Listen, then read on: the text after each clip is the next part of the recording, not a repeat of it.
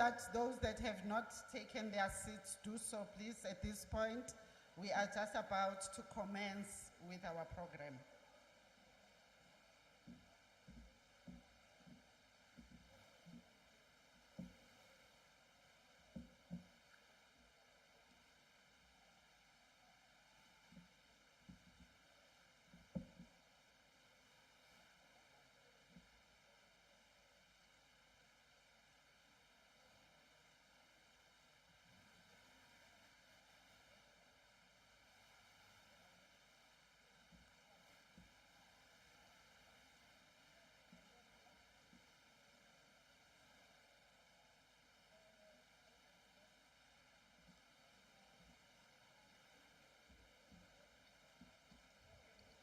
Can we please take our seats? Protocol people, please assist us with the seating arrangements.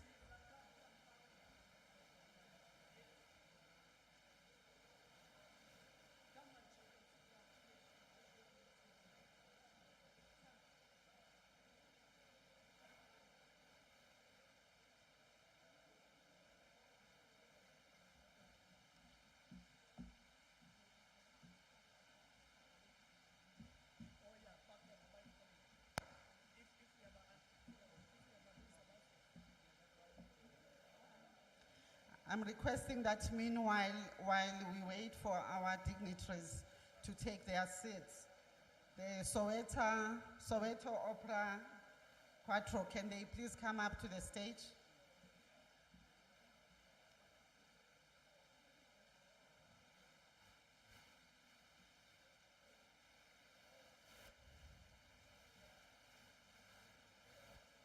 There are people that are still standing on my right.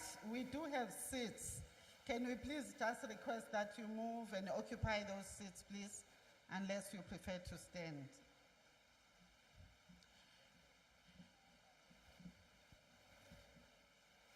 Sanbonani, good morning. Goeiemorgen, Absheni, Dumelang. Sanbonani. Thank you very much. In keeping with some of our cultures, when we start with anything, any event, any activity, we start with a prayer. Can I then invite everyone to please stand as we commence with the national anthem led by the Soweto Opera Quattro. Thank you very much.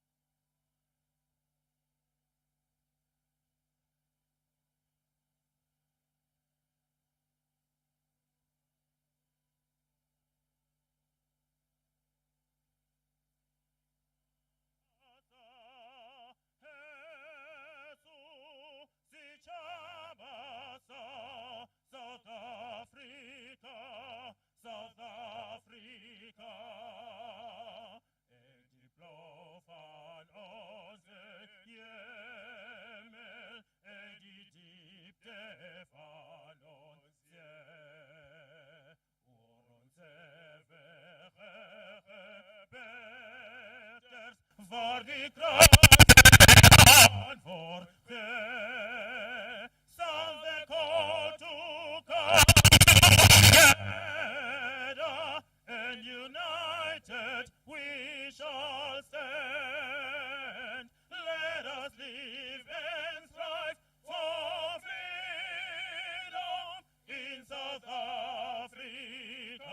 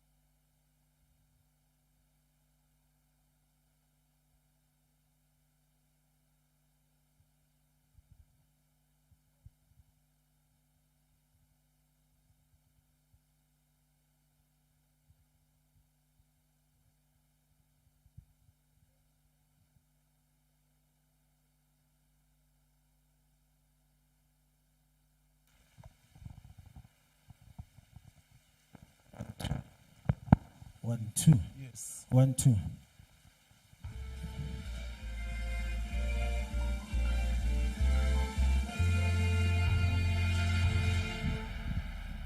Let us all unite and celebrate together the victories won for liberation. Let us dedicate ourselves tonight together to defend our liberty and unity. Oh, sons and daughters of Africa, flesh of the sun and flesh of the sky, let us make Africa the tree of life. Let us all unite and sing together to uphold above the flame of destiny. Let us dedicate ourselves to fight together for lasting peace and justice on earth. Oh, sons and daughters of Africa,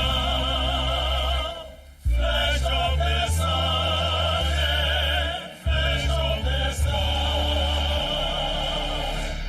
let us make Africa the tree of life.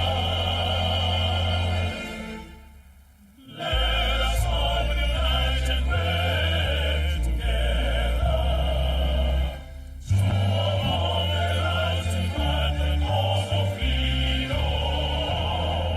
Let us dedicate ourselves to work together, together as unity and daughters of Africa, flesh of the sun and flesh of the every of mankind and thought of culture, our pride and all we pray of God. Oh, sons and daughters of Africa, flesh of the sun and flesh of the sky,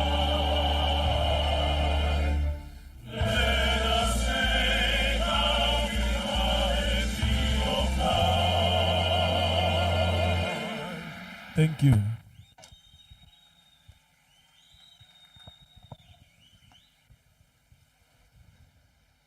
Thank you very much to the Soweto Opera Quattro.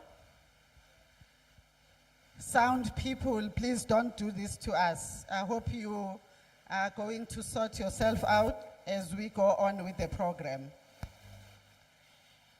Minister in the presidency, Ms. Kumbutso, who is also the chairperson of the Interministerial Committee of the 30 years anniversary. Minister of Sports, Arts and Culture, Datezi Zikotwa. His Excellency Ambassador of Cuba, His Excellency Ambassador of Lesotho, Her Excellency Ambassador of Zambia, representatives from the Russian Embassy and the representatives from the American Embassy, MEC in Gauteng for Sport, Arts and Culture and Recreation, Deputy Executive Mayor for the City of Tshwane, the traditional leadership, all the traditional leadership that is here, industry leaders, stakeholders, esteemed guests, members of the media, all the dignitaries. Good morning. On this beautiful rainy day, good morning to you. 30 years of democracy, partnership, and growth.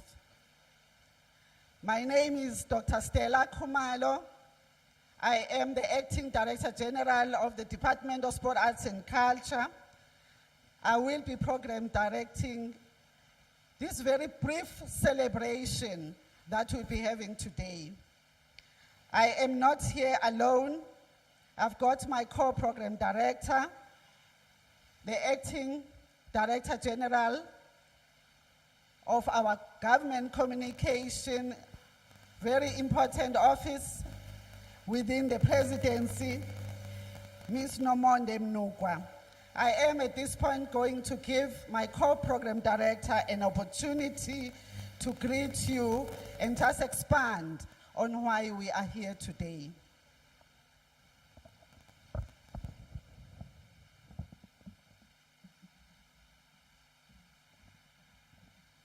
Honorable Ministers, all dignitaries, I'm standing on the protocol that has been established.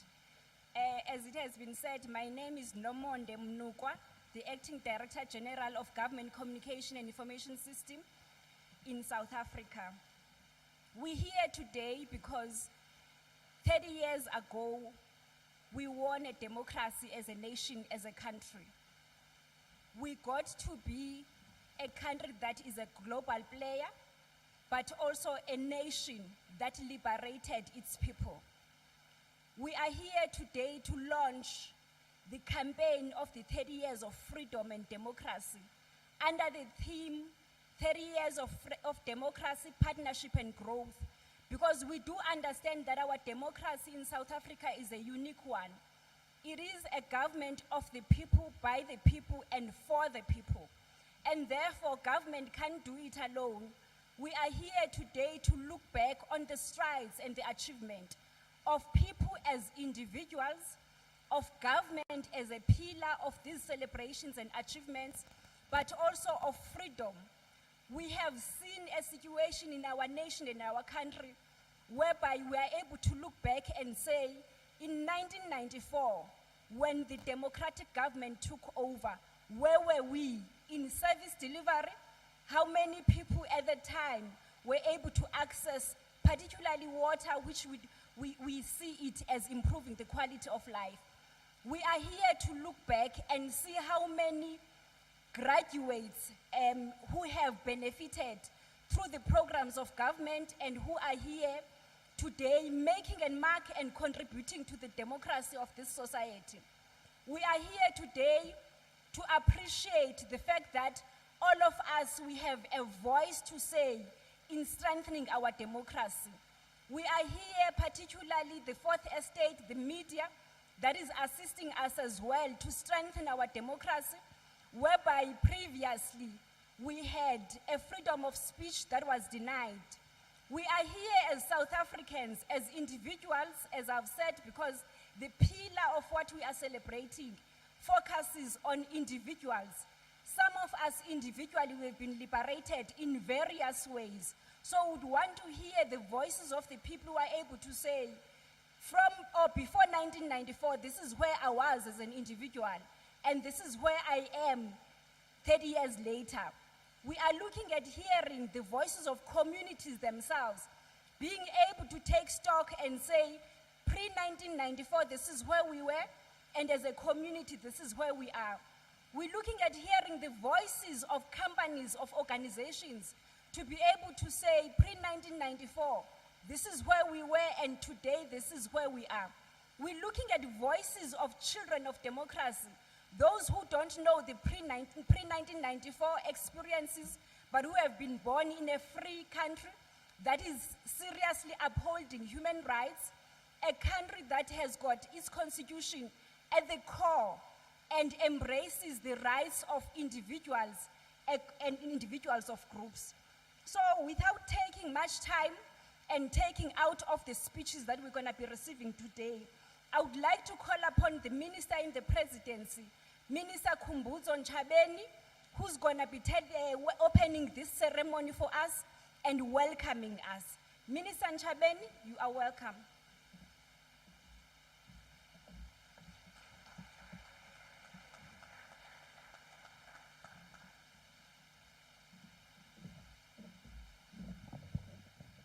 Thank you, co-program directors.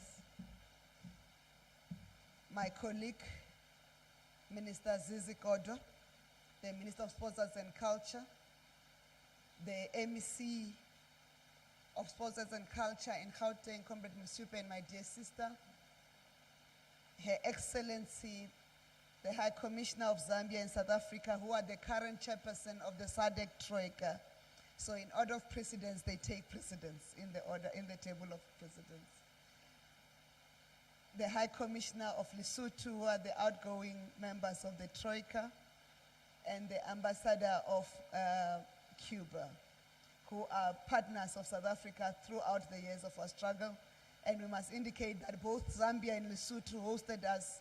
This freedom we celebrate is much your freedom as it is our freedom.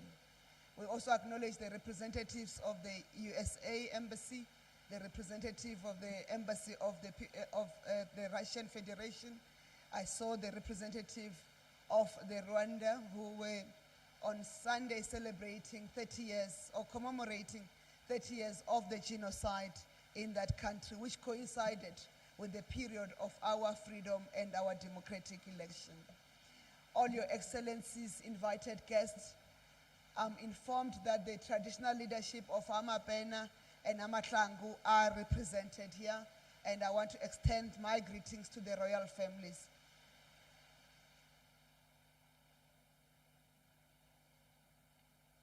Good morning to everybody. If I didn't have guts, I was going to say the program directors have just done the opening addresses.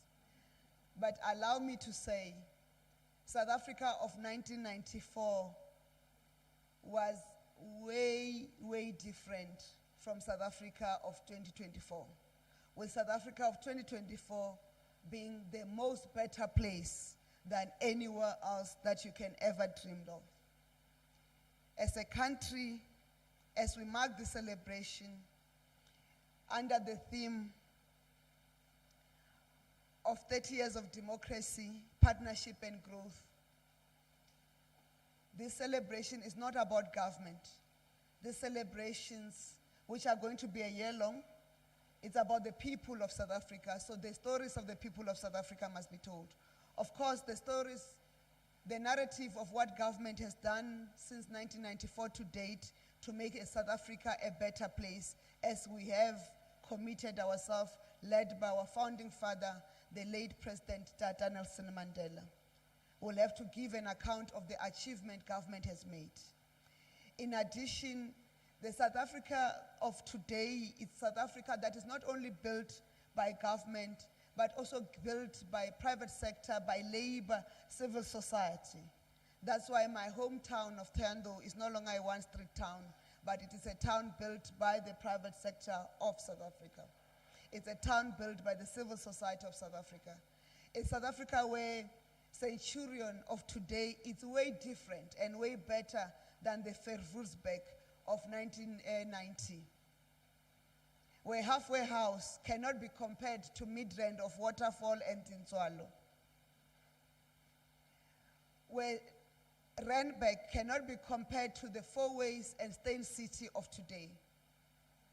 Where we account for Cosmos City instead of the shacks and the informal settlements. Where the size of the economy has more than tripled since 1996. Where the collection of revenue from our tax collectors moved from 143 billion rands in 1996 to over 2.1 trillion rands last year. South Africa of today is where the children who go to school know that they go to school and receive 3 meals at school because there is a school feeding scheme to ensure that all South Africans are fed and no child goes to bed hungry. A South Africa of today is a child of where Umam Kize, Bonyawa Sedza's children can go to a university or a tertiary institution paid for by government without needing to apply to a minister for permission to go to a university because they were previously excluded to attend a university. A South Africa of today is where a young child from Soweto can dream to be a pilot or a robotics mechanic or mechatronic mechanic, even when they are from Vosloorus. A South Africa of today is where the women of Bizana in the Eastern Cape know that tomorrow they'll be able to trade their goods internationally because they've been supported as SMMEs. A South Africa of today that we celebrate is a South Africa that embraces all in our diversity, but that acknowledges the challenges that confront us, but which we together as government, business, civil society, and our international partner work together to confront on a daily basis. And that is the celebration we are marking today. So the other pillar that we are celebrating is what we call the national days that are led by the Department of Sports, Arts and Culture. And the celebration of those national days are important because all of them have a specific meaning to South Africans. As we celebrate Freedom Day on the 27th of April, it will mark the day we first voted and all South Africans could be deemed equal as South Africans. As we celebrate Youth Day, it's part of our commitment that never again will our children be forced to study in a language that does not promote their excellence but limit their performance. And that no children will ever be given inferior education, but all South Africans will be entitled to the same education. Minister Kodo will expand on how the other days will be celebrated in the country as part of marking this historic milestone that in 30 years we have achieved what few dared to dream. But in these 30 years, as we have reached the top of the hill or the mountain we've climbed, we know there are more hills to climb because South Africans aspire for a better future in a prosperous South Africa. As we invite all of us and all South Africans to join in the national celebrations of our 30 years, let it be a celebration of all of us, a celebration of what we are still to achieve as we work in partnership to grow our country. And with that, we invite you and welcome you to join South Africa in celebrating our 30 years of freedom and democracy. Thank you.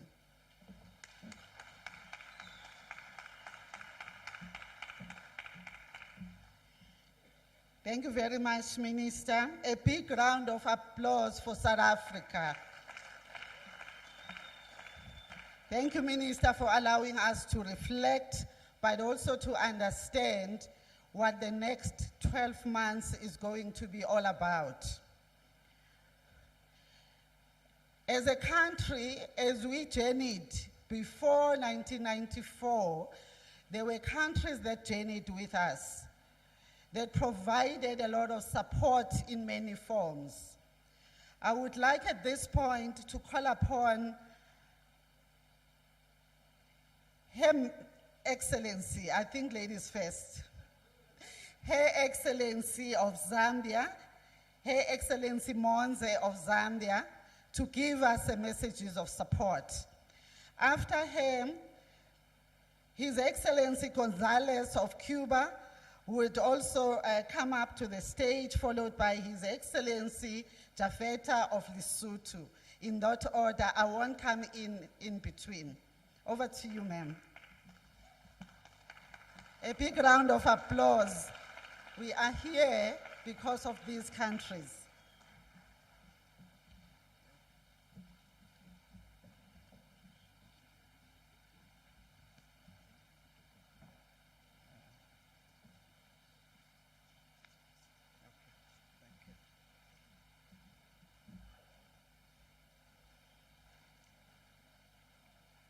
Program Director, I hope my fellow excellencies don't think that there's a bit of unfairness in allowing me to start. But in line with your statement, Honorable Minister, this celebration is truly Zambia's celebration.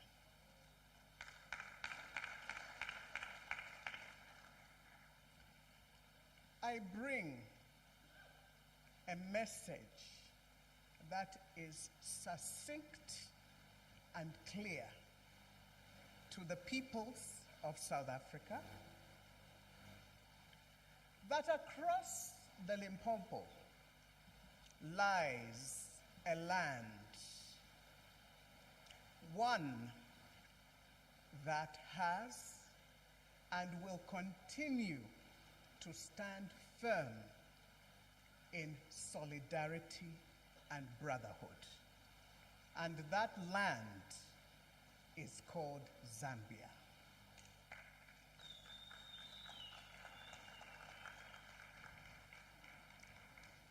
Therein lies the call to those of you who know the story. Share it, tell it to the generations and even those that are yet to come about our deep historical ties that bind us together as countries. Minister of Sports, Art and Culture, Cabinet Ministers present, MECs present, the Mayor of the city of Tshwane, High Commissioners and Ambassadors accredited to the Republic of South Africa present, distinguished guests, ladies and gentlemen. It is my honor and rare privilege to address you all on this auspicious occasion marking South Africa's 30-year celebration of Democracy and Freedom Month. The role of Zambia in South Africa's liberation struggle against apartheid during the dark period of apartheid in South Africa emerged as a beacon of hope and a steadfast supporter of the liberation struggle. The role played by Zambia was crucial in the fight against injustice, oppression, and discrimination. Zambia opened its doors and provided sanctuary to many anti-apartheid activists, including prominent figures like Oliver Tambo, President Thabo Mbeki, and many other stalwarts of the African National Congress, ANC.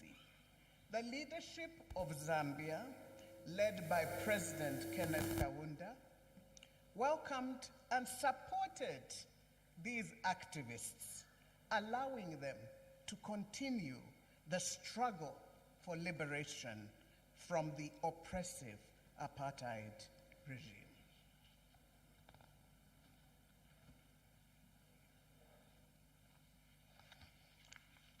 Zambia's unwavering support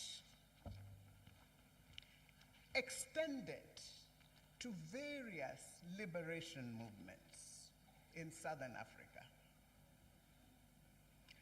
contributing to the overall efforts to dismantle apartheid. The collaboration between Zambia and South Africa's liberation leaders further strengthened the resolve and unity of those fighting for justice and equality. Zambia's solidarity with the anti-apartheid movement transcended borders, garnering support and recognition on the international stage. The tireless advocacy and diplomatic efforts of visionary leaders like our founding father, President Kenneth David Kaunda, helped shed light on the atrocities of apartheid and rallied support for the cause of freedom in South Africa. The enduring bond between South Africa and Zambia, symbolized by the close relationship between leaders like Nelson Mandela, Oliver Tambo, and Kenneth Kaunda, is a powerful reminder of the solidarity and cooperation that defined the struggle against apartheid. The legacy of their collaboration continues to inspire future generations and serves as a testament to the strength of unity in the face of adversity. The contributions of Zambia to South Africa's liberation struggle remain deeply etched in history, showcasing the importance of international support and the resilience of those fighting for freedom and equality. Guest of honor, please allow me to congratulate your country on this auspicious occasion and wish you and the people of this great nation a happy 30th anniversary of your freedom. Thank you once again for inviting us to give a message of support on this important day. And I reiterate our earlier statements, Minister.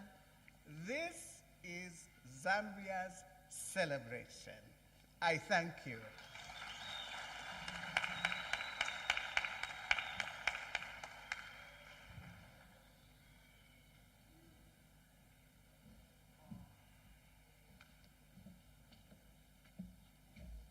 Thank you, Program Director. Good morning. Dumela. Honorable Minister Sisi Kodwa, Minister of Sports, Arts and Culture of the Republic of South Africa. Honorable Minister in the Presidency, Kumbusu Nkwesini. Esteemed Ambassador, colleagues from Zambia and Lesotho. Members of Diplomatic Corps, fellow comrades and friends. 26 years ago, when was the visit of the Commander-in-Chief of the Cuban Revolution, Fidel Castro, to South Africa, he said at the South African Parliament, I open quote, I think of this country and its history. All kinds of events, facts, data, realities flash through my mind that reflects the enormous responsibility that the colossal historical task of creating the new South Africa that you have to set out to create.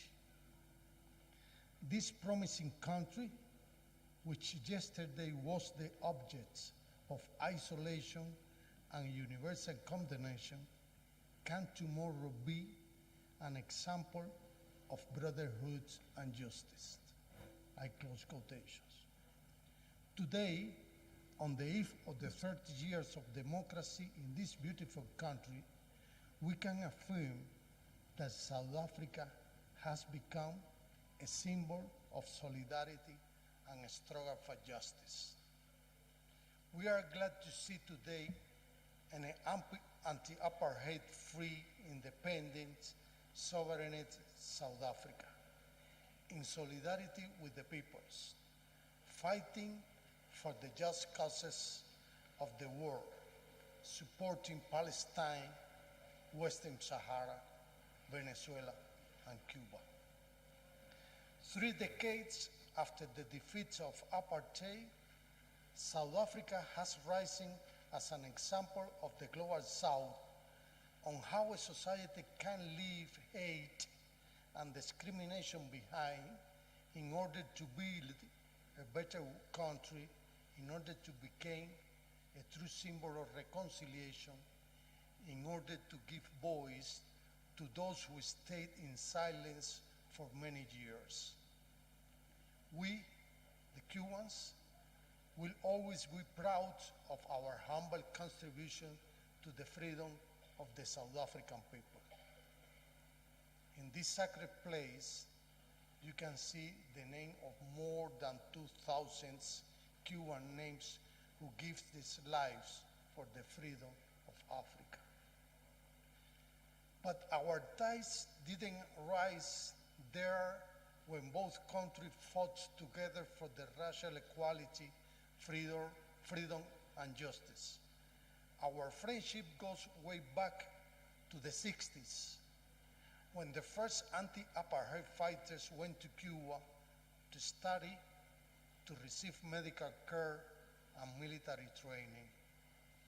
We are deeply proud that we are still today contributing to the well-being of the South African people.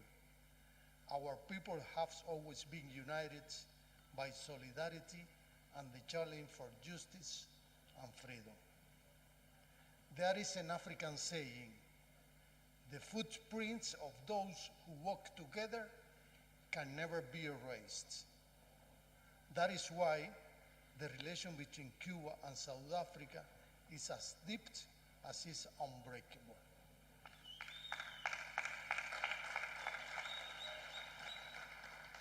Friends, distinguished guests, to conclude, let me to take this opportunity to congratulate the South African government and people on their 30th anniversary of democracy.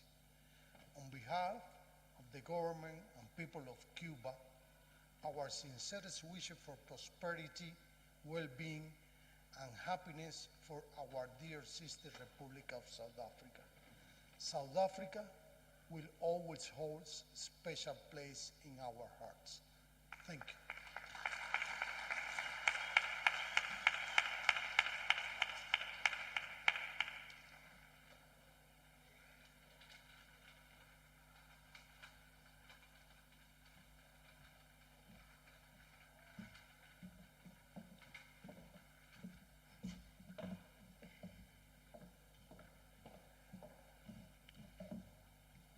Program Director, Honorable Ministers, the MEC for Gauteng, Deputy Mayor of Tshwane, distinguished guests, members of the media, ladies and gentlemen. It gives me great pleasure, Your Excellency, to join you and the people of South Africa on this special occasion that marks South Africa's 2024 National Freedom Month launch. Fittingly, on behalf of the government of the Kingdom of Lesotho and on my own behalf, I wish to extend our sincere greetings and best wishes as we celebrate the Freedom Month. This month that ushered in a democratic dispensation that saw the end of decades of racial segregation and oppression in the Republic of South Africa, and also putting in place the democratic government led by Nelson Mandela. We note with great joy and satisfaction the fact that this year's commemoration coincides with the Lesotho's bicentennial celebration to mark 200 years since the formation of the Basotho Nation by the King Moshoeshoe I in 1824. Hence, it is not by default that I'm part of this today's celebration. Ladies and gentlemen, Lesotho and South Africa enjoy cordial relations that existed for so many years. We are cognizant of the fact that these relations are based on and strengthened by our commonly shared and cherished international principles of sovereign equality of states, mutual respect for non-interference in the internal affairs of other states, as well as promoting a better life for our peoples. Therefore, my presence here today is a clear demonstration of the fraternal relations that exist between our two sister countries. Indeed, it is also a testimony of the commitment to further deepen these bonds of friendship and cooperation. Program Director, it will be recalled that the Kingdom of Lesotho, just like Zambia and Cuba, provided shelter and support to South Africa's liberation movements during the struggle against apartheid government of South Africa then. I'm sure when I talk about this,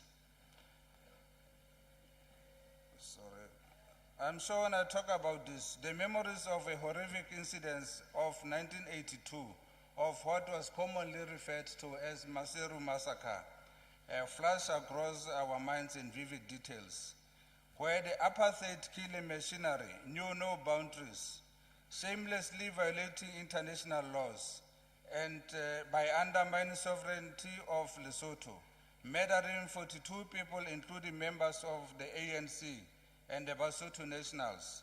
Accordingly, in his address during his visit in Lesotho on the 13th of July 1995, President Mandela said, "Because of your sacrifices and your understanding, South Africa is today free to make its own humble contribution to the reconstruction and development of our Southern African region.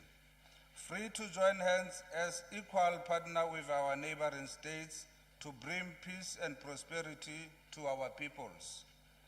We are therefore encouraged by the fact that despite your vulnerability and pressure to the apartheid regime, you defied all odds. You stood firmly on side of freedom, peace, and democracy. Ladies and gentlemen, we shall forever be inspired by words of Madiba again, where he said, I quote, "For to be free is not merely to cast off one's chain, but to live in a way that respects and enhances the freedom of others," unquote. Let us therefore celebrate the gains brought by the struggles of our forebears and ensure that sweat and blood nourish the tree that will bear the fruits of peace, democracy, and justice to make the world a better place. I thank you.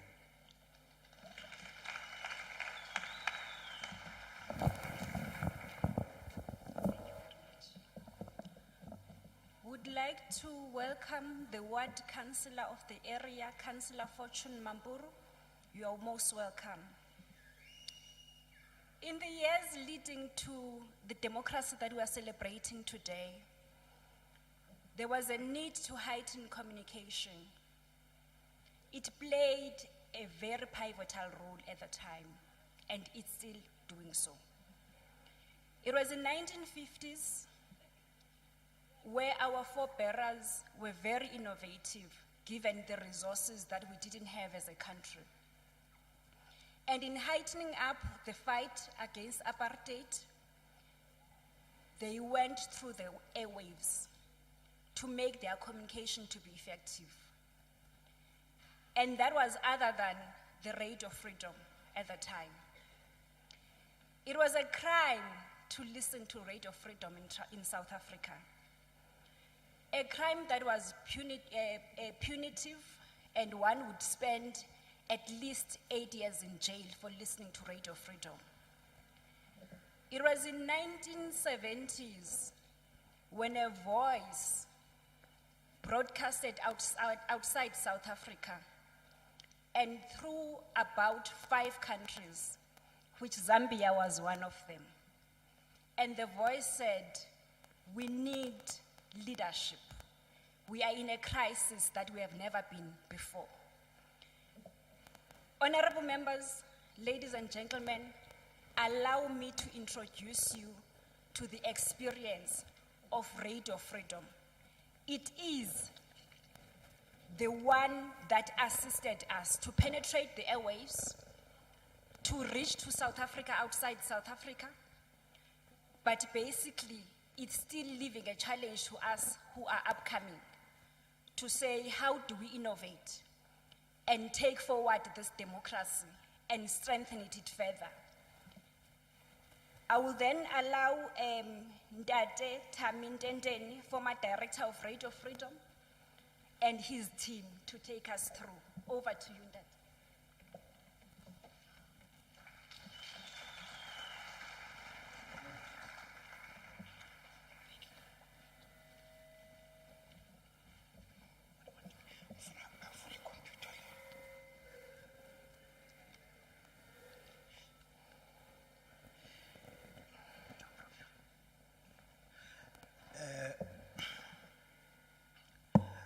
My apologies, Minister Zizikotwa and Minister Nchaveni.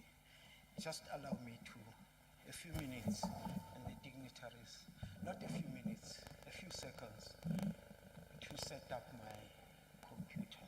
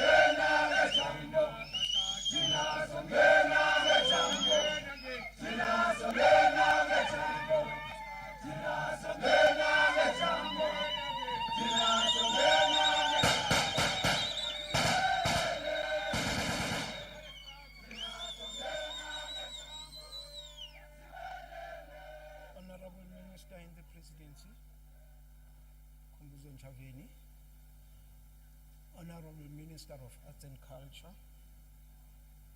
Zizikotwa, Cabinet Ministers here present, members of the Diplomatic Corps, traditional leaders represented here, dignitaries, commanders and commissars of Umkhonto weSizwe. It's unfortunate that I have to make a disclaimer. The real Umkhonto weSizwe.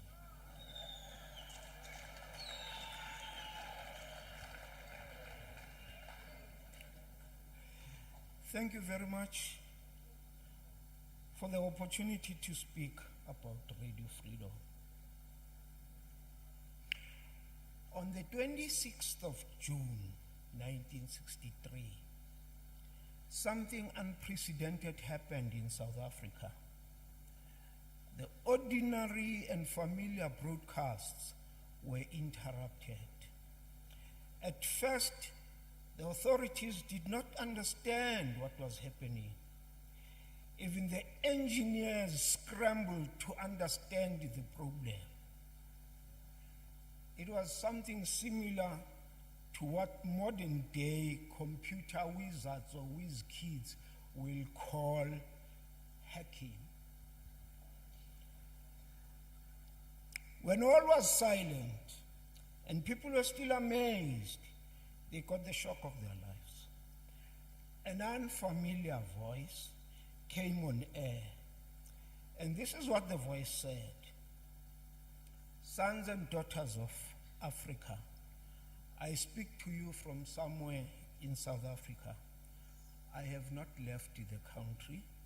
I do not plan to leave. Many of our leaders of the African National Congress have gone underground. This is to keep the organization in action, to preserve the leadership, to keep the freedom fight going.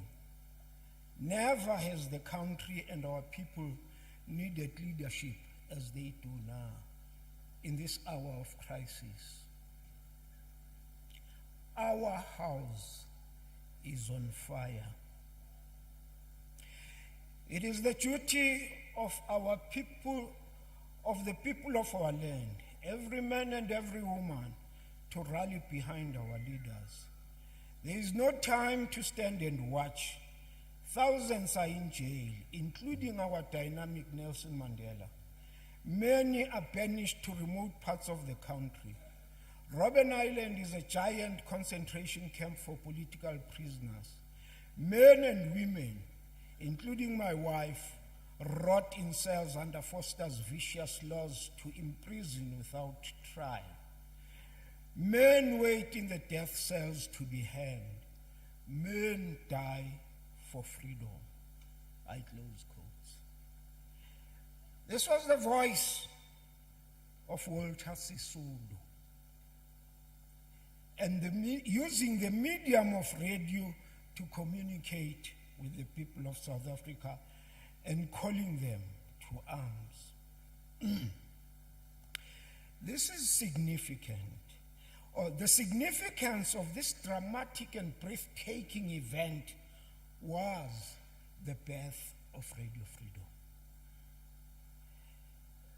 At the same time, this demonstrated the power of radio as an instrument of social mobilization, which the ANC used throughout the years of illegality, and exile. Many will be shocked to learn that soon after the organizations were unbanned and we returned back from exile, Radio Freedom repeated this exercise by Walter Sisulu. We interrupted the broadcasts of one of the radio stations of the SAPC using a small transmitter with limited FM range for about a minute or two. We did not speak. We played a song just to make sure that we have actually entered the airwaves. Where did the transmitters come from? They came from the Netherlands. We smuggled them into the country, and we told the customs officials that these were high-powered satellite antennas to receive international television. They allowed us with the equipment, and we only paid custom fees at the time. But that is a story for another day. Radio Freedom, as I've already said, was used by the ANC as an instrument of social mobilization, a product of the visionary thinking of the leaders of the ANC at the time. Why radio?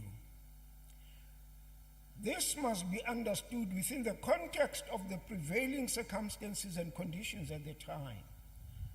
I have not quoted the total message of Walter Sisulu because of time constraints. When the apartheid regime banned the ANC, the intention was to deny the ANC access to the people, who were and still are the oxygen and lifeblood of the continued existence of the ANC. It was through the utilization of the power of this medium as a tool of communication that the ANC maintained contact with the people of South Africa and was able to survive the total onslaught of the apartheid regime. As it has already been mentioned, it was a criminal offense to listen to Radio Freedom. People went to great lengths to listen to our broadcasts. The story and history of Radio Freedom is the story and history of the ANC during the days of illegality. One of the very first things that the ANC, under the leadership of Oliver Tambo, did when he established the external mission of the ANC was to request broadcast facilities from Tanzania in 1969. Thereafter, we got broadcast facilities in Zambia. Thank you very much, Ambassador.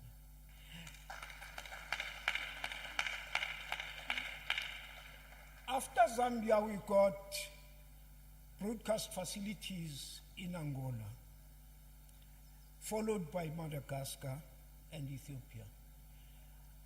I think it is important to highlight the fact that when we were broadcasting from these broadcasting corporations, Zambia Broadcasting Corporations, etc., we were an independent and an autonomous radio. You can then say we were a radio within a radio.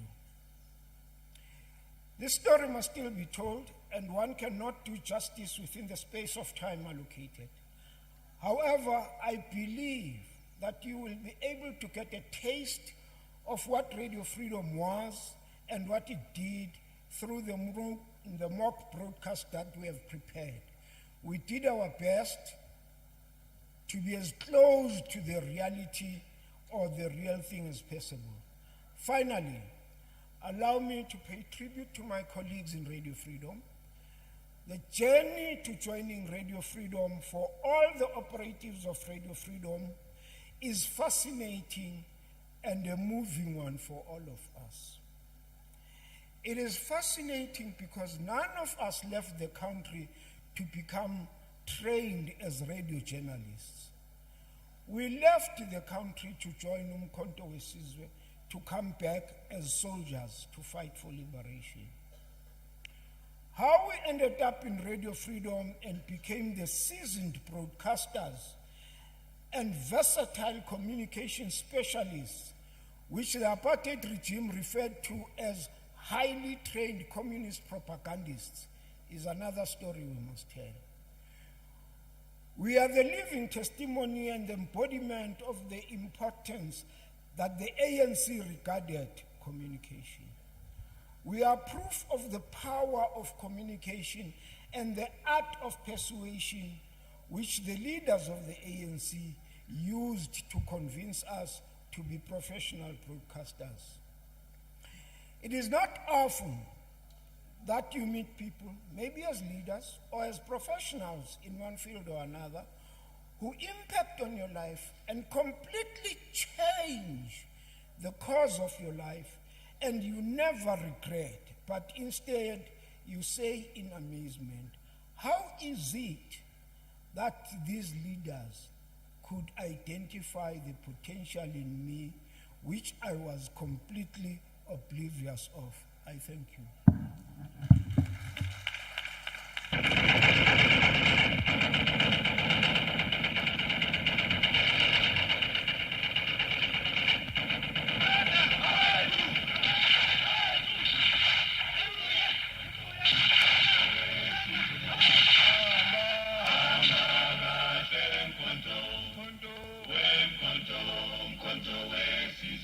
This is Radio Freedom, the voice of the African National Congress, South Africa's time-tested revolutionary movement, born of the people into the front line, to spearhead the people's struggle for the seizure of power from the oppressors, a product of the battles of the African continent for liberation.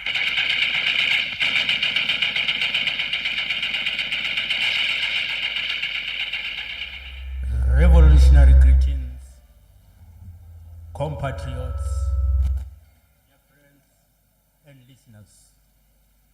You are now tuned to Radio Freedom, the voice of the African National Congress and the People's Army, Umkhonto weSizwe. Your tried and tested revolutionary army that through its combat experience from the great warriors and generals of our many battles of armed resistance. I'm your host, Takalani Mpapuli. We are broadcasting from the external service of Radio Zambia in Lusaka on shortwave 31-meter bands from 19 hours to 20 hours South African time. Dear comrades and compatriots, this broadcast by Radio Freedom seeks to highlight and inform the people of South Africa about the policies, programs, and activities of the African National Congress and Umkhonto weSizwe in and outside the borders of our country. Yes, to the African National Congress, the international solidarity is not just a theory. Side by side, we are fighting with the forces in Angola in defense of that country against the bandits of UNITA. We did the same in Zimbabwe when we joined the People's Democratic Republic of Zimbabwe when they were fighting against Ian Smith. Dear listeners, in our tonight's program, we have a commentary by Comrade Don Gobeni. He will be responding to the violence and the brutality of the apartheid regime against the defenseless and the unarmed people of South Africa. These are the armed incursions in the neighboring states of our country. This will be followed by Comrade President Oliver Tambo articulating the kind of comradeship necessary for the kind of South Africa we're all fighting for. Comrade Takalani Mpapuli will introduce once again a clip by President O.R. Tambo about the very Freedom Charter that we're talking about. Dear patriots, in between these programs, we will treat you, the listeners, in some of our revolutionary songs. For now, sit back, relax, and enjoy this revolutionary song. For us, the people of South Africa, our course of action is very clear. We must fight back. The path of compromise that has been taken by the traitors and puppets is not open to us. The path of surrender and subservience is also not open. It is foreign to us. There is only one path and one path only. It is the path of relentless struggle. It is the path of sacrifice. It is the path of war and glory. What is today happening in South Africa has been happening throughout the years. We have been murdered in cold blood by Pretoria's police thugs. Our children have died of malnutrition in the Bantustans, while food was being destroyed to maintain high prices.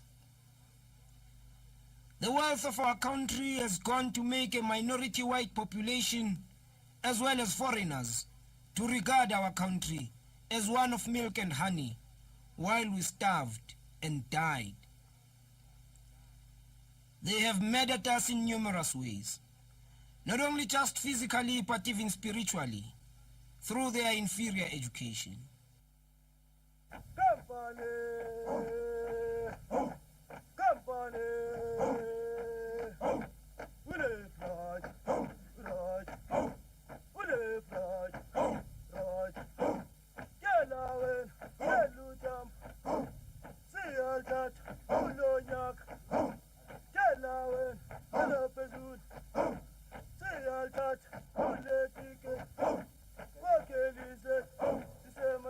You are still tuned to Radio Freedom, the voice of the African National Congress and the People's Army Umkhonto weSizwe. Compatriots, Comrade O.R. Tambo once characterized the ANC as an instrument of peace and the necessary prescription to end poverty, unemployment, crime, and to restore the dignity of African men, women, and that of African child in particular, and the black people in general. In pursuance of this mission, Comrade O.R. Tambo articulated the kind of leadership necessary for this mission. Let's listen to Oliver Tambo. ANC must continue to make sure that our revolutionary struggle is revolutionary in every respect and obeys the rules of any revolution, follows definite defined rules. A revolutionary behaves in a certain kind of way and is distinguished and distinguishable from the criminal, from the vigilante, from the enemy agent.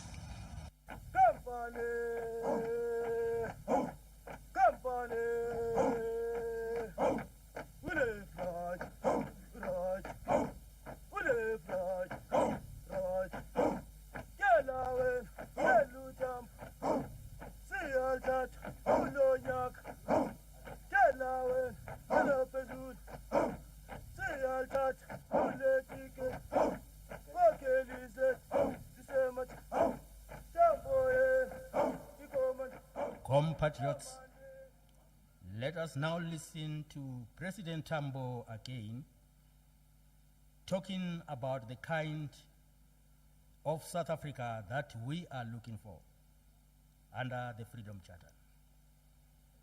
The idea of the people of South Africa coming together to say, what kind of South Africa do we want? We want freedom. But in what context? How should the South Africa we want look like? What are we to understand by freedom? We don't want apartheid. What do we want? Mr. President, I was present at a conference of the African National Congress in Queenstown, 1953, when he introduced this idea. And it was adopted by conference, but decided to call what was named a Congress of the People. That drew up what we call the Freedom Charter of the ANC. The Freedom Charter reads much of the way like the American Declaration of Independence.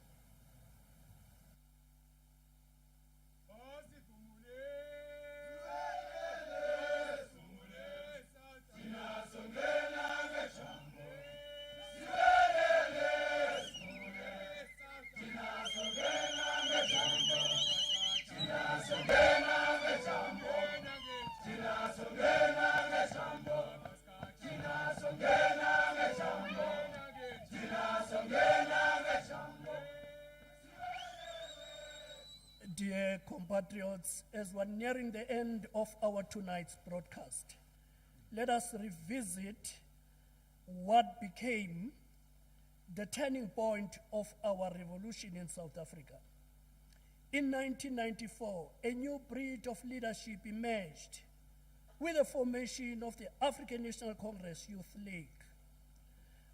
That leadership included comrades Nelson Mandela, Oliver Tambo, Walter Sisulu, Anton Limbete, and many more. The only woman who was present at this formation of the African National Congress Youth League was Mama Albertina Sisulu. This leadership was so critical in the execution of the struggle until 1994. In the course of the struggle, so many questions emerged. In fact, one of those had to do with the Freedom Charter that was just articulated by Comrade O.R. Tambo. For now, comrade and patriots, let's go back to one of our revolutionary songs as we are going to introduce our MEC. The people are coughing. The people are coughing. The people are saying. The people are saying. The people are coughing. The people are coughing. The people are coughing. Stop You have been listening to Radio Freedom, the voice of the African National Congress and the People's Army, Umkhonto weSizwe. We broadcast daily from the external service of Radio Zambia in Lusaka on shortwave 31 meter band from 7 o'clock to 8 o'clock in the evening. Before we leave, we will also invite our comrade Murakane Musopwe to introduce Comrade Zizi Kotwa in this session.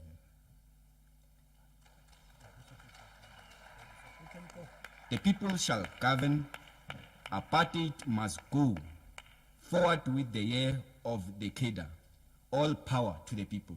You have been listening to Radio Freedom, the voice of the African National Congress and the People's Army, Umkhonto weSizwe, coming to you from the external service of Radio Zambia in Lusaka on shortwave 31 meter bands, 9505 kHz. Until Thursday, this is Richmond Ramoti saying the struggle continues and victory. Radio Freedom. Bagolo dumelang. Yana ka ke se ke introduce to lebitso la ka ke Murakane Musopwe, MEC wa Sports, Arts, Culture and Recreation mo Gauteng. Ke kopa program directors leng tetla gore I should stand in the protocol as it has been observed, but also allow the minister as soon as he comes over here to expand further on the protocol just in the interest of time. Minister Zizi Kotwa was appointed as Minister of Sports, Arts and Culture of the Republic of South Africa on the 6th of March 2023.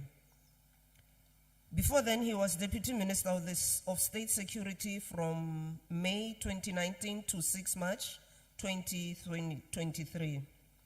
He is a member of the National Executive Committee of the African National Congress and served as a spokesperson of the ANC from 2014 to 2017. He holds a Bachelor of Arts honors degree in Developmental Studies. In March 2010, Minister was appointed as a special advisor to President of the Republic of South Africa on communications. Between May 2014 and 2017, he served as a national spokesperson of the Glorious Movement of the People, the African National Congress. He also serves on the board of trustees of the South African International Marketing Council. In his young days, he participated in student representative councils and in more militant organizations such as the Congress of South African Students, which was banned and later resuscitated as the Township Student Congress. At university, he became a member of the South African Student Congress and served as a Student Representative Council's president. As a member of the ANC Youth League, Minister Kotwa worked in different capacities in the League's Western Cape branch and was later elected to the organization's National Executive Committee. He was a member of the ANC Youth League until the ANC's National Congress in Mangaung in 2012. So, bagolo e re pele ke le bule ke bitsa ngwana wa lona o ke tshepang gore la moitse Minister Zizi good enough Kotwa.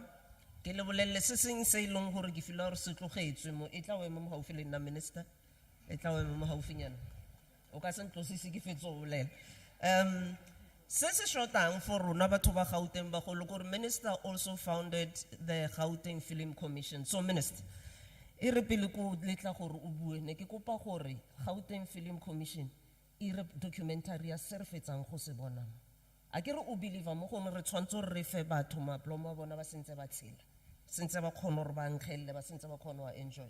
They deserve that as well. Bagolo ke o minister wa rona.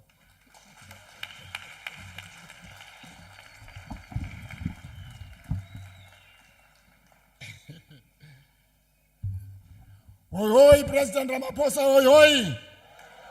Oi, oi, President Mandela, oi, oi. Oi, oi, 30 years of freedom and democracy, oi, oi. Ke a leboga program directors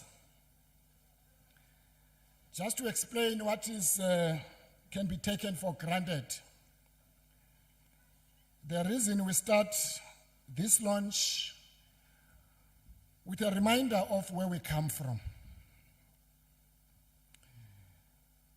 There was a time in this country that the leadership of all organizations, we were banned. We had no voice. We could not speak to our people directly. The country was divided in many provinces.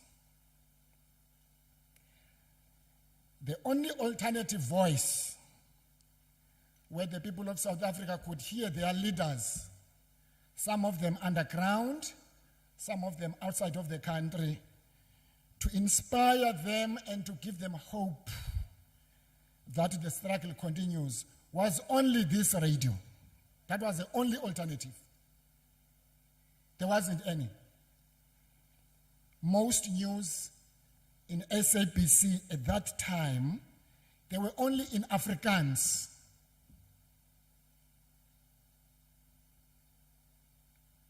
During that time, to sit like you do as mixed groups of people and traditions, it was a crime. You couldn't sit together like this with white people. It was a criminal offense. So for a young Ziz who comes from Atteridgeville, who comes from Mamelodi, who comes from Midrand, if we have a friend who is white, don't take it for granted. In the past, it was a criminal offense. You'll go to jail for having a friend who is white. So, the next 12 months will remind of each other of where we come from, because we take things for granted. That the freedom and democracy we celebrate today is something that fell like a manna from heaven. There were many men and women who died for us to sit like this. Program directors, Minister Shabeni, who was also the chairperson of the 30 years of freedom and democracy, members of diplomatic corps, my MEC, the deputy mayor of this beautiful city of Tshwane, Kitumelishe Mahoshi, the traditional leaders, esteemed guests, ladies and gentlemen, Kiantumelisha Kamuka. I extend my warmest greetings to all of you. Today, as we officially launch the 2024 Freedom Month for 30 years of South Africa's democracy and freedom, our celebrations over Freedom Month serves as a reminder that our freedom was not free. Our road to democracy required untold sacrifices, and many paid ultimate price for us to be free. These sacrifices made to bring that day of 1994 to fruition live within our hearts and minds. Therefore, we'll always be indebted to those who went before us. The freedoms we enjoy today were built on the backs of heroes and heroines here at home and abroad. Only last week, we marked the 45th anniversary of the son of Tshwane, the execution of Solomon Kalushi Mahlangu, few kilometers from here. Yesterday, we remembered the birthday of Vuyisile Mini, a leader of the working class who was also executed by the apartheid regime. We truly stand, Minister Chabeni, on the shoulders of giants, and their legacy is our freedom. and we must honor it by continuing to bring and to build a just and equal society. The gains of our democracy and freedom stand in opposition to fascism, to gender-based violence, to lawlessness, to crime, to inequality, to corruption and other social ills. This year, we also commemorate the 28th anniversary of an enactment of the Constitution as a supreme law of the Republic. Our rights are protected under the constitutional democracy, which promotes inclusivity, equality, non-racialism, non-sexism, national unity, social cohesion, justice, and diversity. Our democracy has restored the dignity of millions of South Africans and changed our lives for the better. The majority of black people, as we gathered here, for us to be here, I'm sure a certain surgeon from South African police, not so from South African police service now, would come here as we gather here and say, we give you 5 minutes to disperse. That is a freedom we're talking about. Many as we are will be given 5 minutes to disperse. Never again. It is therefore with great honor and humility that I stand before you today to reflect on the significance of 30 years of freedom and democracy in our beloved country, South Africa. 3 decades ago, we embarked on a journey that fundamentally transformed the fabric of our society, a journey that was paved with sacrifices, struggles, and unwavering determination. We make this point about determination because the next 12 months of celebrations, the democracy and the freedom we're launching today, program directors, it was ordinary men and women who made a sacrifice to us to be here. So we should desist from making assumptions that it was only those of us who are in leadership who liberated this country. It was the ordinary men, black and white, who made this unwavering determination for this country. It is befitting that as we launch Freedom Month under the theme 30 years of democracy, partnership, and growth, we reflect on some of the journey as a nation.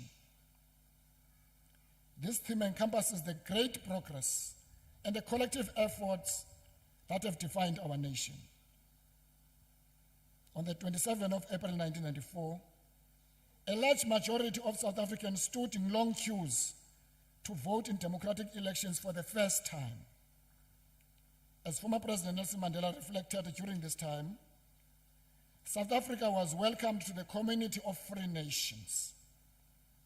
South Africa's democracy, remarked former President Mandela, was celebrated around the world as a victory which flowed from our common humanity. We may take it for granted what it means to vote today. It is that essence of our common humanity that shines through as we mark 30 years of freedom. Freedom Day has been burnt into our collective memory as a day that changed our nations forever.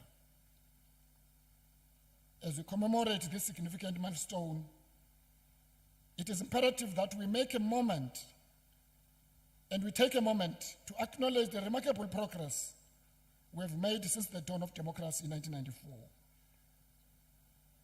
Our journey has been marked by monumental achievements, from the dismantling of apartheid to the establishment of constitutional democracy founded on principles of equality, justice, and human rights. We have witnessed the triumph of hope over despair and the resilience of South African spirit in the face of diversity. Just to give you an example, some of the things I made earlier that we take it for granted. everything, Minister Chabeni, in the past was made a law to divide us on the basis of race, on the basis of class. In 1949, the South African government passed a law which was called a Prohibition of Mixed Marriage Act. It was by law. You cannot get married to a white person as a black person. It is by law. Those young men and women who today take this for granted, they must know that there was a law that prohibited this. Domestically, we celebrate a democratic and non-racial South Africa, and that has progressed over the past 30 years. From inheriting a divided country with gross inequalities in every aspect of life, we've done much to bridge this divide. We're also aware that there's still much more to be done, as the injustices and imbalances caused by apartheid of more than 345 years could not all be resolved within 30 years. There are people who criticize the government and say, you have failed in 30 years to do the following. And yet, we are reversing the damage which was done for more than 345 years.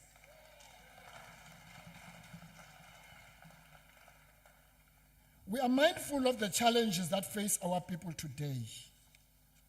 People of Amastral, sometimes they don't have water. Majority of young people, they are unemployed. Majority of people, they face problem of crime and lawlessness. And these problems, current challenges, Minister, we must confront them as a democratically elected government. As President Cyril Matamela Ramaphosa reflected in the State of the Nation address in February, much progress has been made in the democratic South Africa when he said, our economy is today 3 times larger than it was in 30 years ago. The number of employed South Africans increased from 8 million in 1994 to over 16.7 million today. According to Census 2022, 88.5% of people in the country now live in formal housing, compared to 65% in 1996. South Africa's social protection policies and programs have been implemented to reduce poverty and vulnerability. I read something from one of the leaders, because now we're in a silly season of called election. One leader of a certain political party, he says, when he becomes a president after 29th of May, the first thing that he will remove is social grants. That's a leader of another political party, not President Ramaphosa. In sport, our transformation programs are being implemented, as we can now notice and see in our champions national teams, such as Banyana Banyana, who are playing in this city tonight. I invite all of you, I will join you at Loftus as we support Banyana Banyana tonight. Bafana Bafana surprised many of you by reaching the semi-finals. I was prepared and I was convinced that they will reach the finals. However, as we celebrate our successes, we must also confront the challenges that lie ahead, Minister Chabeni. Despite the progress we made, we cannot ignore the persistent inequalities that continue to plague our society. Economic disparities, social injustices, and systematic barriers still hinder the realization of a collective aspiration. We cannot claim that true freedom and democracy until every South African, regardless of race, gender, or socioeconomic status and class, enjoys equal opportunities and access to basic services. It is not a coincidence that in South Africa, Minister Chabeni, when we talk about unemployment, it is by and large, majority of unemployed is a black youth. There's as far of reconciliation, unity, and nation building. It is only through commitment to these principles that you can overcome the divisions of the past and forge a common future based on mutual respect and understanding. We must never, because of certain incidents, build a future of hatred and divisions. We must build a future of reconciliation. As we navigate the challenges of the present time and uncertainties of the future, let us draw strength from the lessons of our past and the resilience of our people. We make this point, Minister Chabeni, because if we want to assume that there was no yesterday, we will not know where we're going for the future. We need to acknowledge that there was a past. When we say never and never again, it's because we acknowledge that past. It must never visit us again. Today, South Africa stands as a leading voice against the violence being committed against the people of Gaza. South Africa has been a consistent voice, giving counsel for the Israeli-Palestine conflict to be resolved amicably and peacefully. As we stand as a nation celebrating 30 years of democracy, let us once again remind our people and the world the importance of democracy and freedom. Let us commit ourselves to the ideals of democracy that have defined our nation for the past 3 decades. Let us strive to build a South Africa that is truly united in its diversity. I was thrilled this morning, in spite of the heavy rain, when I saw cultural diversity of the people of South Africa. People representing different cultures walking up the road to Freedom Park. We must keep that theme, MEC Masupe and Minister Chabeni, for the 27th of April when we celebrate our freedom. Because the uniqueness of our nation as South Africa is an appreciation of our diversity. That in our diversity, we are one. And let us never forget sacrifices of those who come before us, who fought and died so that we can live in a freedom and dignity. Ke a leboga. Thank you very much, Chairperson. Thank you very much.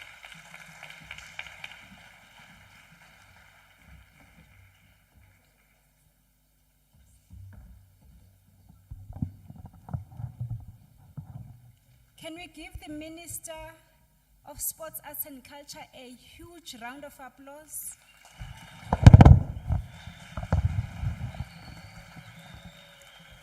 We are moving ahead with our program. We will now be unveiling the 30 years of freedom and democracy logo that we are all gonna be embracing as the whole nation, individuals, organizations, companies. I would like to call upon the Minister in the Presidency, Minister Khumbuzo Nchabeni, to assist us to unveil this logo.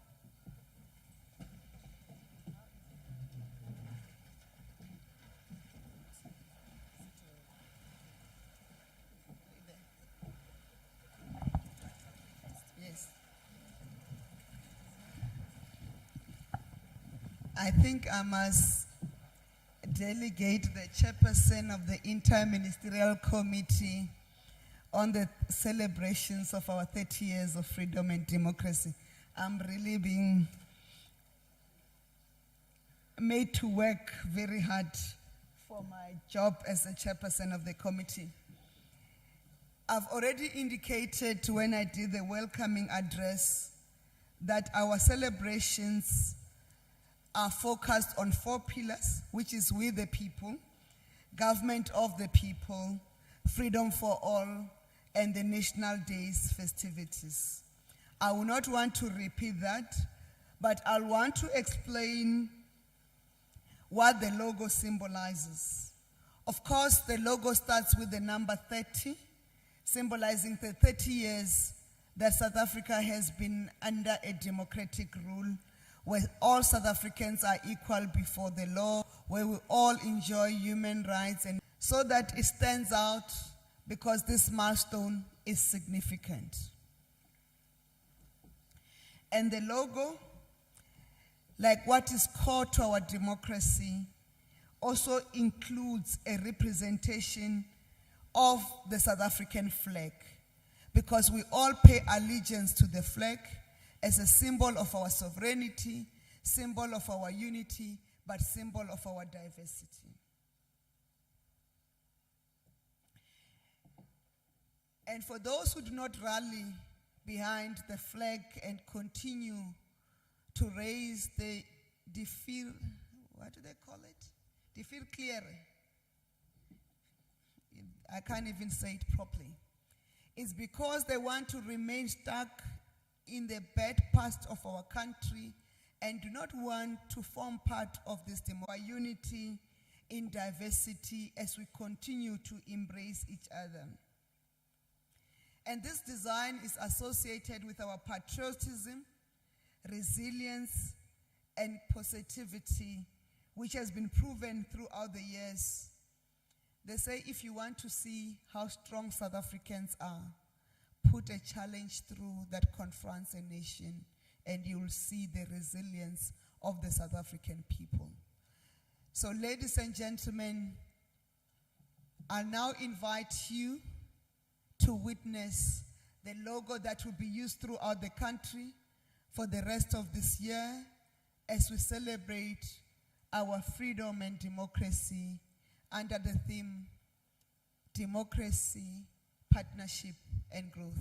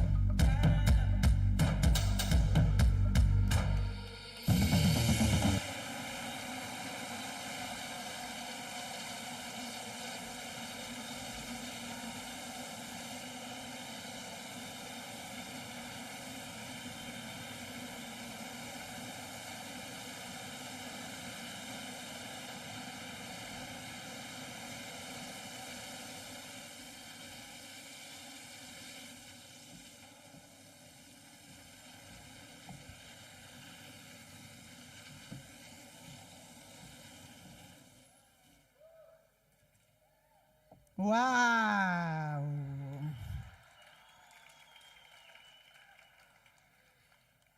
Happy 30 years, South Africa.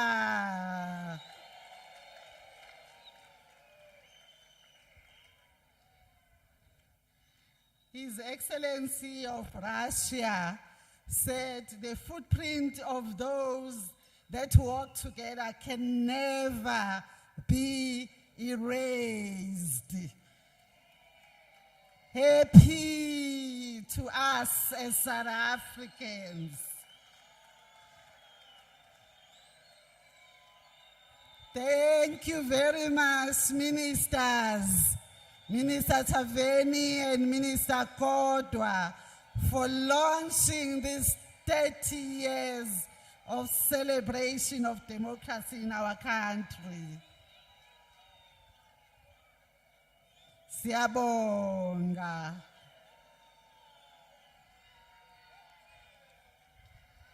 As we conclude our program, as we conclude our launch, In South Africa, ministers, when we celebrate, we dance, we sing. Siyacula, siyasina, siyachenza.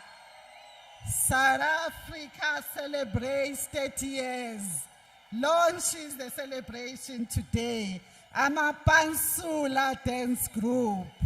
Help us celebrate.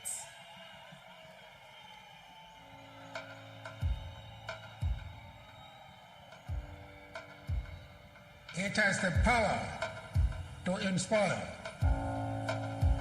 It has the power to unite people in a way that little else does. It speaks to youth in a language they understand. Sport can create hope where once there was only despair. It is more powerful than governments in breaking down racial barriers. It laughs in the face of all types of discrimination. The heroes are standing with me are examples of this power. They are valiant, not only in the playing field, but also in the community, both local and international. They are champions, and they deserve the world's recognition.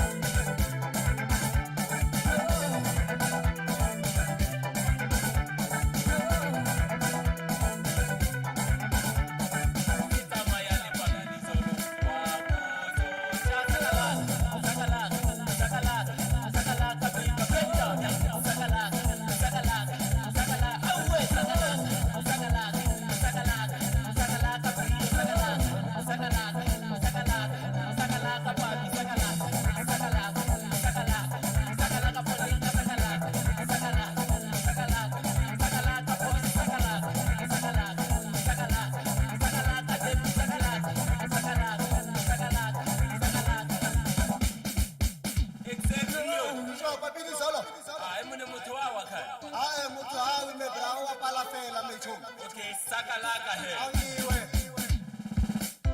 Batsene.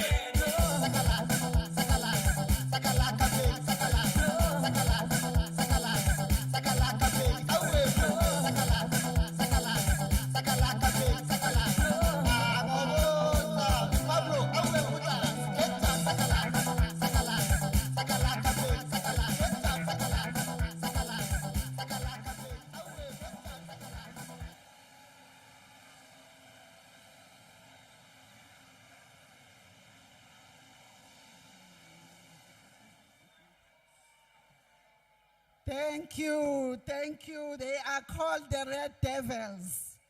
The Amapansula dance group that has entertained us. They are called the Red Devils. We're just about to finish our program. I want, before I hand over to our Deputy Executive Mayor, to acknowledge the presence of the chairperson of the board and the board members of Freedom Park, together with the CEO.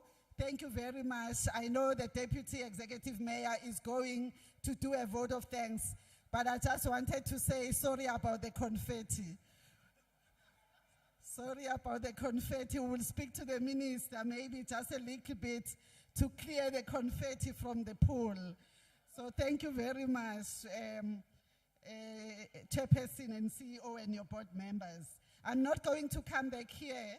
I would want at this point to call upon Dr. Moya, the Deputy Executive Mayor of Tshwane, the municipality, the city that is hosting this launch today, to render the vote of thanks. And soon after Dr. Moya, we would have Viwe Mkizwana coming up just to close. Kuthiwa azoshanela in my language. Over to you, Dr. Moya.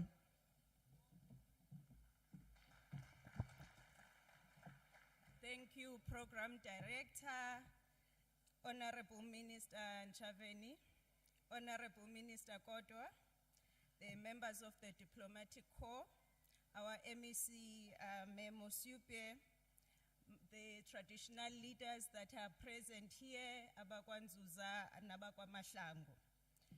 Members of the mayoral committee from the city of Tshwane present here, and my colleagues from the council. Esteemed guests, officials from all spheres of government, and most importantly, ladies and gentlemen that have graced us with their presence here today.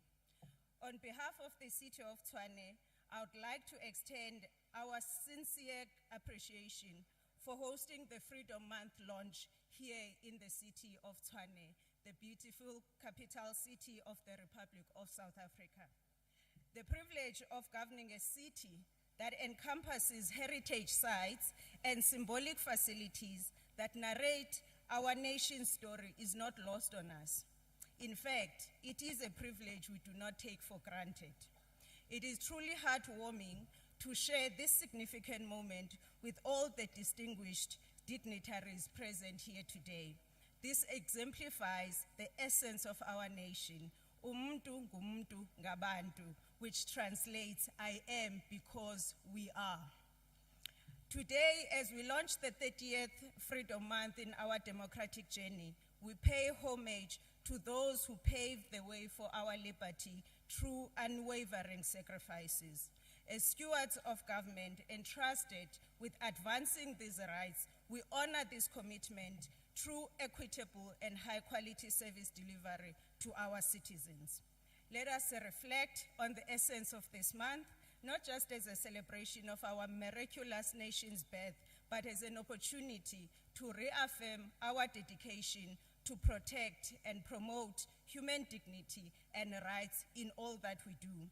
As I conclude, especially for young leaders like myself, may we carry the spirit of resilience that our forefathers exhibited. May we carry their hopes and dreams in our endeavors to deliver a better South Africa for all. Thank you for being here. Thank you.